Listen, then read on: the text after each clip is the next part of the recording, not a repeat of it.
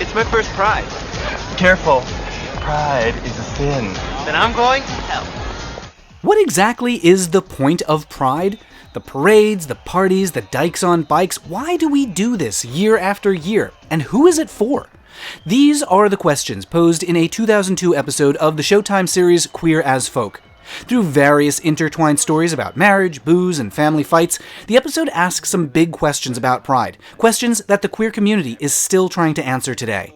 All aboard and welcome to Matt Baum's Culture Cruise, where we take a look at LGBTQ themes on TV, in movies and games and books and more. This month we're taking a look at the Pride episode of Queer as Folk, Season 2, Episode 4. Culture Cruise is made possible by the lovely folks who pledge their support on Patreon, folks like Stephen Bertorello. Thanks, Stephen. If you're enjoying these videos, head over to patreon.com/mattbaum or click the link in the description to join the folks who make these videos possible and to get some backer rewards. There are remarkably few TV shows and movies that even acknowledge the existence of Pride. Go ahead and try to think of one. It's surprisingly hard. But nearly 2 decades ago, America got an inside look on the show Queer as Folk. Set in the city of Pittsburgh, with a slightly Torontonian flavor, the show centers on a group of friends figuring out what it means to be gay at the turn of the millennium. The episode opens with Michael, a mousy gay who's always been too scared to go to Pride. Yes, maybe people make too much of this Pride business. Michael sets up the first question of the episode, a question a lot of queer people face. How do you celebrate Pride when you're still in the closet? Michael's fear of attending isn't totally unreasonable. He's not out at work because his coworkers are pretty homophobic. Why don't you come with us to the Pansy Parade?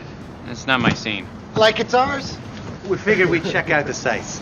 You mean check out the freaks? Michael does not want to be seen anywhere near the parade. His mom Debbie, on the other hand, wants them to be seen by everyone. Personally, I love this t-shirt and I want to own one, especially because it's a reference to a famous photo of parents marching in Pride in the 1970s. But her excitement is too much for Michael, who tells her he's not going to march. It's easy for you to wave banners and march around. You've got nothing to lose. Honestly, he's kind of making a good point here. At the time that this episode aired, it was legal in most states to fire someone for being gay. I wish I could say that wasn't the case anymore, but 20 years later, it's still true. Michael already knows that his coworkers are going to be watching, and if they see him, he could lose his job. Asking him to march in the parade is asking him to take a risk, to out himself, when it may not be safe to do so. But even though his mom is straight and works at a gay-friendly restaurant, she doesn't have nothing to lose. There was still significant stigma attached to being in a Pride parade even in 2002. There was also a risk of violence. Even being seen as an ally meant adopting some amount of risk. While Michael's stewing in the closet, we meet Lindsay and Melanie, who set up the next question. Is Pride a time to be respectable or rebellious? The issue's raised when Melanie's ex rolls into town to remind her of the times they used to ride motorcycles topless together, before Melanie and Lindsay settle down.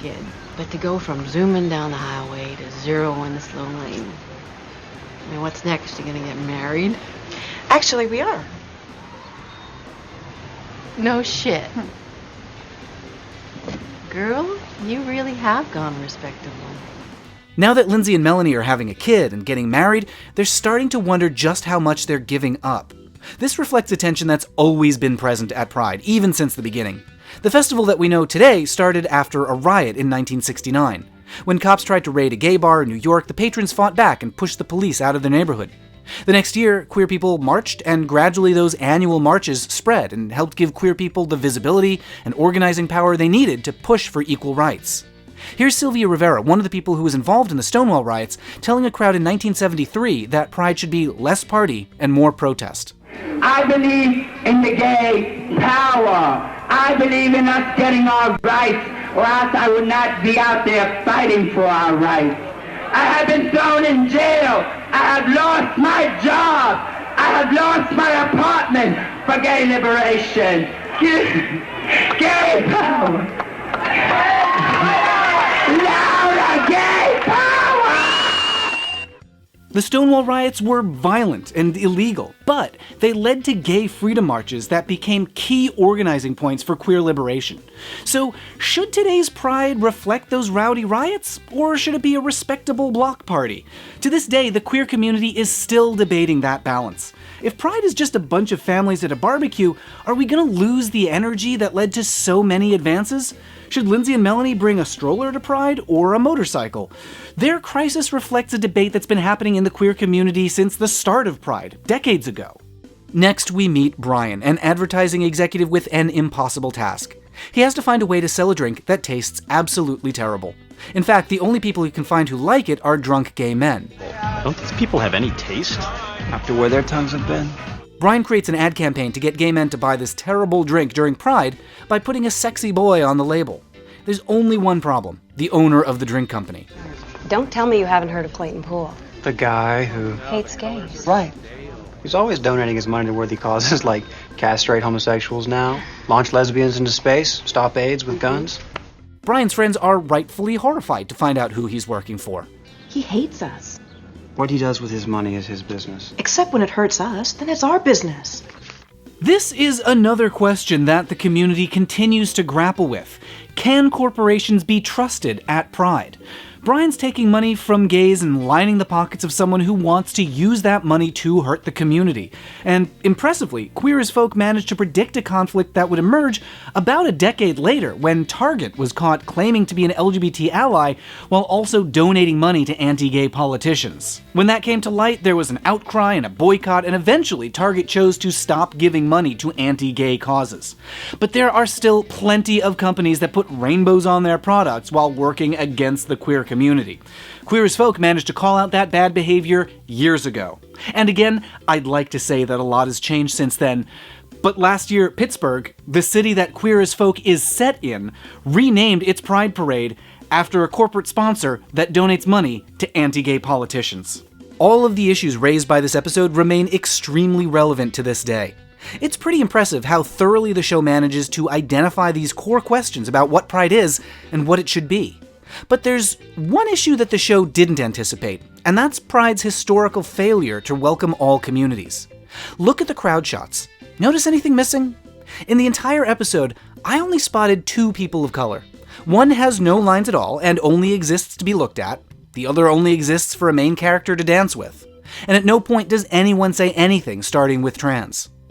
Looking at how Pride is depicted in this episode, you could be forgiven for thinking that there's only one kind of person welcome here: white cis men. That's virtually all we see on the screen. If you don't match that look, there's not a lot there to make you feel like this party is for you. And that's a problem that should have been part of the conversation at the time that this episode aired. Earlier, in fact. To be fair, a lot of Pride events are now taking steps to make sure everyone feels welcome, but when it comes to making Pride truly inclusive, there's still a lot of catching up to do. Among the main characters, everyone's issues come to a head the morning of Pride. Brian is feeling generally unhappy and is left to wallow. Be glad when Pride's over so we can all go back to being ashamed. Honestly, he should be ashamed, selling out his community for his own personal gain. There's no real resolution on Brian's story. In fact, the show kind of dropped the ball here. It would be nice to see the community realizing Brian's scam, organizing a boycott, and forcing something to change. That's what happened with Target a couple of years ago. But on Queer as Folk, he just gets away with it. Meanwhile, the lesbians have reconciled the tension between partying and protesting. Mind if we ride together? Honey, I love it when we ride together. They've struck a compromise, a mix of marriage and motorcycle. To be honest though, riding a motorcycle one day a year in a parade isn't that rebellious. The Dykes on Bikes are a non-profit group that's politically active year-round, but these 2 characters are just going for a brief ride and then putting the bike into storage. That makes Pride seem less like a protest and more like just a once-a-year date that you can forget about the rest of the year. So the show kind of dropped the ball on this one too. And then we get the resolution of Michael's story. He's arguing with his friends about whether he should go to the parade, and one of them has this to say. It takes more courage to wear a dress for an hour than it does to wear a suit for a lifetime. And okay, I guess that's true, since wearing a suit doesn't require any bravery at all, but it leads to Michael finding a way to march with his mother after all, by getting dressed up in a wig and a dress and heels. This resolution is, I have to say, a bit weird.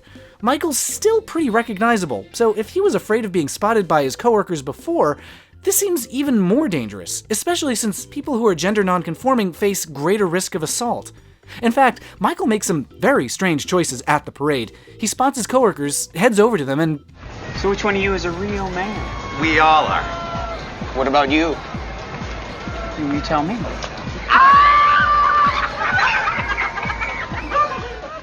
Okay, what? That was his boss he just kissed, without permission, and while hiding his identity. I really would not want to be the HR person who has to deal with whatever the fallout of this is. But at any rate, Michael gets to march in the parade, so that's nice for him and his mom. So to sum up, the anti-gay advertising wins, the rebellion isn't that rebellious, and the closeted guy puts himself in even greater danger. Good job raising some important issues, queer as folk, but very bad job resolving any of them. But wait, what's this? There's one more storyline in the episode, and it's about the younger characters, Justin and Emmett, struggling to understand why pride even exists in the first place. Don't they teach you fucking kids anything? Time for Gay History 101. Emmett is heartbroken because one of his friends passed away a few days before the parade, and Justin is still recovering from a gay bashing that left him with anxiety and depression. Both of them are feeling deeply resentful about pride until they're reminded of its history. Justin's just 18-ish years old, so he doesn't realize how far pride has come. There were no more than 25 of us that first year. That's all? You think coming out's tough now? You should have been around back then. Justin's still struggling to understand why gay is good, if it means that he could get beat up. And in frustration, he asks what may be the most important question of the episode. What am I supposed to be proud of? That I got bashed and didn't die? Yes, exactly. You got bashed and you're still here. You survived, you endured, you outlasted those who want to put an end to you. Queer people are survivors. When Pride was founded, homosexuality was considered a mental illness. Pride grew internationally in the face of an epidemic in the 1980s. When this episode aired, you could still be arrested in some states for being gay.